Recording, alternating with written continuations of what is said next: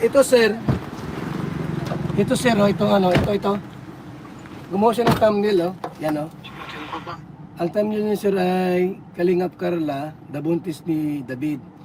Si Carla estudyante yan. Gumawa siya ng fake news. Pilipinas din yan.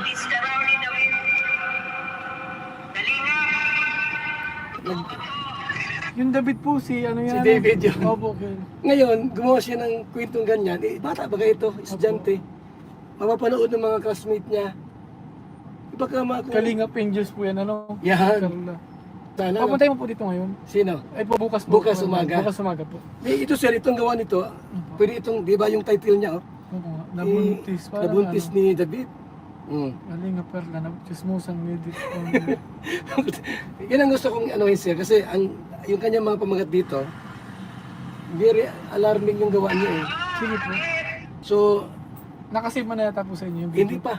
Hindi pa po. Ano ko sa yung ano niya. Ano ko po. Oh, Teka lang sige. po.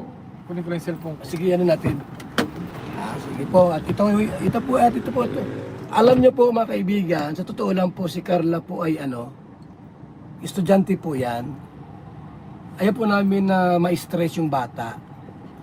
Kaya itong si Egypta po, ingat kayo sa paggawa ng mga content ninyo. O sige.